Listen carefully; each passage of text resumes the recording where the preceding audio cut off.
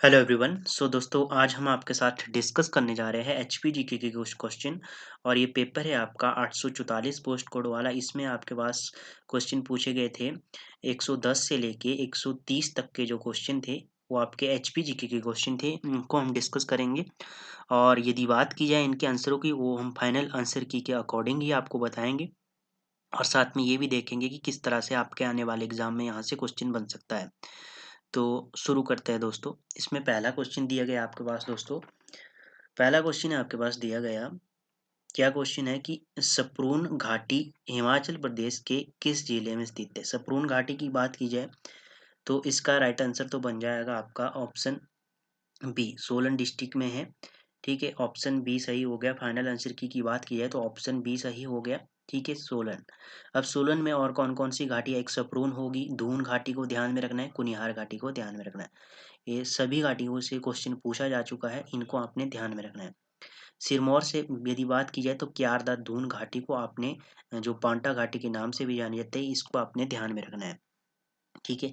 और कांगड़ा, कांगड़ा की बात की जाए तो कांगड़ा से आपने कांगड़ा घाटी को ध्यान में रखना है, जिसे भीर भूमि के नाम से भी जाना जाता है, ये भी आपने ध्यान में रखना है।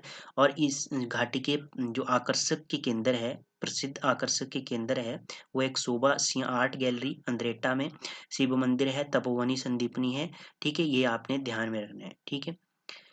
और चंबा घाटी, चंबा घाटी की बात कीजिए राबी घाटी के नाम से भी जाना जाता है, और इसी के साथ एक पांगी घाटी भी लगती है यहाँ पर। ठीक है, ये भी आपने ध्यान में रखना है। ठीक है, आगे है पिपलू मेला। पिपलू मेला पूछा गया है, तो पिपलू मेला कहाँ पर लगता है?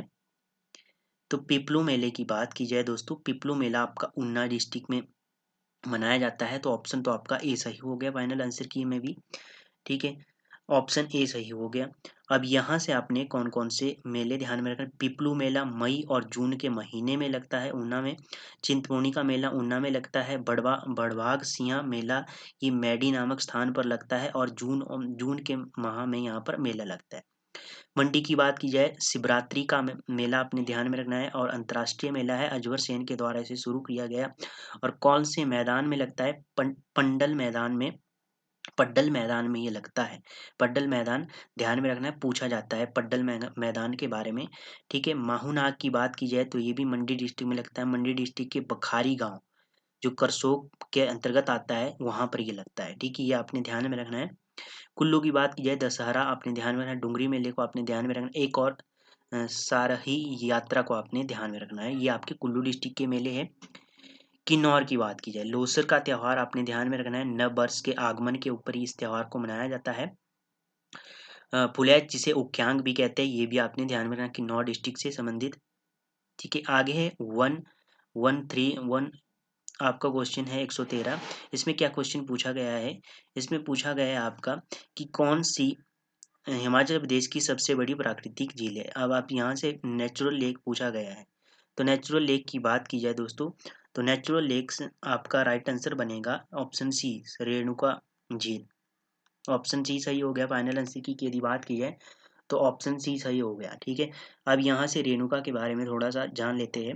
सोई हुई आकृति, सोई हुई स्त्री की तरह इसकी आकृति, ये भी आपने ध्यान में रखना। और कितनी इसकी लंबाई है? 2.5 किलोमीटर की लंबाई है। ठीक है। और बात की जाए, रेणुका भगवान परशुराम की माता थी। ठीक है। और बात की जाए, जो परशुराम है वो विष्णु के छठे अवतार है, ये भी आपने ध्यान में रखना। और जो रामसर आंध्र भूमि साइट, ये 8 नवंबर 2005 को घोषित की गई थी, ये भी आपने ध्यान में रखना है। ठीक है। जो इनकी एग्जैक्ट डेट आपने ध्यान में रखनी है, क्योंकि आपका जो एनटी का एग्जाम होता है उसमें एग्जैक्ट डेट के बारे में अगर यदि आपको पता नहीं होगा तो आप क्रम के जो क्वेश्चन आते हैं उनको सही नहीं कर पाओगे। ठीक है, तो एग्जैक्ट डेट आपने ध्यान में रखनी है। 8 नवंबर 2005 को ये रामसर साइट घोषित किया गया। ऐसा क्वेश्चन पूछा गया है एनटी के एग्जाम में। ठीक है, ये भी आपने ध्यान में रखना है। भृगु की बात की जाए, भृगु आपकी कुल्लू डिस्ट्रिक्ट में है, और ऋषि भृगु की ये तपोस्थली है, ये भी आपने ध्यान में रखना है। और प्रासर की बात की जाए, सभी को पता है मंडी डिस्ट्रिक्ट में है। ठीक है। और बात की जाए मंडी डिस्ट्रिक्ट में ये लेक है, कितनी है इसकी समुद्र तल से ऊंचाई? 2743 इसकी ऊंचाई है। और बात की जाए यहाँ पर पैगोडा शिली का एक मंदिर भी है। ठीक है। और बात की जाए इसे किसने बनाया, पैगोडा शिली का मंदिर जो पराशर झील के किनारे है, इसे बाणासेन के द्वारा बनाया गया था। ठीक है, ये भी आपने ध्यान में रखना है। ठीक है, और इस जो आपकी पराशर है, यहाँ पर एक गोलाकार तैरता हुआ टापू दिखाई देता है, ये भी आपने ध्यान में रखना है। आगे है रिवाल्सर। रिवाल्सर की बात की जाए, बहुत भिक्षु पद्मासंभव के जन्मदिन पर यहाँ पर छेचू मेला लगता है रिवाल्सर लेक के किनारे। ठीक है, और ये इससे यहाँ से एक क्वेश्चन आपने ध्यान में रखना है, तीनों धर्मों का तीर्थ स्थान है ये। ठीक है, कौन कौन से, हिंदू धर्म और सिख और बौद्ध। ठीक है, ये आपने ध्यान में रखना है। लोमस ऋषि की यह तपोस्थली है, ये आपने ध्यान में रखना है। यहाँ से आगे है प्रसिद्ध व्यक्तित्व भागमल सोथा हिमाचल प्रदेश के किस जिले से संबंधित है। तो इसका राइट आंसर बनेगा आपका ऑप्शन ए, शिमला डिस्ट्रिक्ट से संबंधित है। ठीक है, ऑप्शन ए सही हो गया। अब यहाँ से आपने क्वेश्चन कौन कौन से ध्यान में रखना है। जन्म की बात की जाए तो 1899 में इनका जन्म हुआ। हिमाचल रियासती प्रतिनिधिमंडल के ये संस्थापक थे, ये भी आपने ध्यान में रखना है। और 1939 में धामी गोलीकांड के द्वारा पहले व्यक्ति थे जो घनट्टी में गिरफ्तार किए गए थे, तो ये भी आपने ध्यान में रखना है। ठीक है, अब बिलासपुर की बात की जाए तो आनंद चंद को आपने ध्यान में रखना है। Bilaspur past present and future नामक पुस्तक लिखी इन्होंने। और हमीरपुर से आपने यशपाल को ध्यान में रखना है। ठीक है, आगे है आपके पास सिकंदरधार। सिकंदरधार की बात की जाए तो कहाँ पर है ये, तो सिकंदरधार की बात की जाए तो ये आपकी ऑप्शन ए सही हो जाएगा, मंडी डिस्ट्रिक्ट में है सिकंदरधार। ऑप्शन ए सही हो गया। ठीक है, 115 का ऑप्शन ए सही। अब यहाँ से बात करेंगे हम घोगड़ धार की बात की जाए तो घोगड़ धार आपकी कहाँ पर स्थित है, ये भी आपकी मंडी डिस्ट्रिक्ट में है, जहाँ पर गुम्मा और दरंग नामक नमक की खाने पाई जाती है, ये भी आपने ध्यान में रखना, प्राकृतिक खाने हैं ये। आगे है सिकंदरधार। सिकंदरधार तो आपने देख लिया, ये इसको दो धाराओं में विभाजित होती है, एक कमला श्रेणी और लिंदी श्रेणी। लिंदी श्रेणी में विभाजित होती है। और एक बैरकोट, बैरकोट को भी आपने ध्यान में रखना है, मंडी डिस्ट्रिक्ट की ये धार है। ठीक है, अ, और आगे है आपका क्वेश्चन लदारचा मेला। लदारचा मेला पूछा गया है कि किस जिले में मनाया जाता है। लजारता की बात की जाए तो लजारता आपका काजा में मनाया जाता है, लाहौल स्पीति। तो ऑप्शन आपका बी सही हो गया। ठीक है, जुलाई के महीने, जुलाई और अगस्त के महीने में यहाँ पर मेला लगता है। ठीक है, ये भी आपने ध्यान में रखना है। आगे है किन्नौर। किन्नौर की बात की जाए, लोसर को आपने ध्यान में रखना है, लोसर और फुलेज। ठीक है, लोसर और फुलेज को आपने ध्यान में रखना है। और बात की जाए कांगड़ा। कांगड़ा से आपने डल मेला ध्यान में रखना है, ज्वालामुखी का मेला, कालेश्वर मेला पूछा जा चुका है, नागनी मेला, ये भी आपने ध्यान में रखना है कांगड़ा डिस्ट्रिक्ट से। ऊना की बात की जाए, ऊना पिपलू, पिपलू मेला को आपने ध्यान में रखना है। चिंतमोड़ी का मेला ध्यान में रखना है। और बड़वा सिया मेला मैडी नामक स्थान पर ये लगता है। ठीक है, ये भी आपने ध्यान में रखना है। आगे स्पीति हिमाचल प्रदेश की किस नदी की सहायक नदी है। स्पीति पूछा गया है, तो आपका राइट आंसर तो बन जाएगा ऑप्शन सी, 117 का ऑप्शन सी यही हो जाएगा, सतलुज की ये सहायक नदी है। और कौन कौन सी सहायक नदियां हैं स्पीति की, स्पीति है, रोपा है, केसांग है, रूपी है, दुलिंग है, ये आपने ध्यान में रखने हैं। ब्यास की बात की जाए, पार्वती, तीर्थन, सैंज, सोन, देहरा, देहरा और आपकी देहरा पूछी जा चुकी है, जीवनी, सुकेती, न्यूगल, लूणी, चक्की, गड़खज, गड़खड, ये आपने ब्यास से संबंधित ध्यान में रखनी है इन लेक्स को। और ब्यास का अर्जिकीय वैदिक नाम और संस्कृत नाम की बात की जाए तो विपाशा आपने ध्यान में रखना है ब्यास का। ठीक है, सतलुज की बात की जाए तो शत्रुधि इसका पौराणिक नाम है या वैदिक नाम है, और शत्रुधु इसका संस्कृत नाम है। ठीक है, और यदि राबी की बात की जाए तो राबी की कौन कौन सी सहायक नदियां हैं, तो राबी की आपकी सियूल मोस्ट है, पूछी जा चुकी है, तंदा है, साहू है, बैरा है, तंतकीरी है, बुधिल है। राबी का जो वैदिक नाम है वो क्या है, दो पुरुषाणी इसका वैदिक नाम है, इरावती इसका संस्कृत नाम है।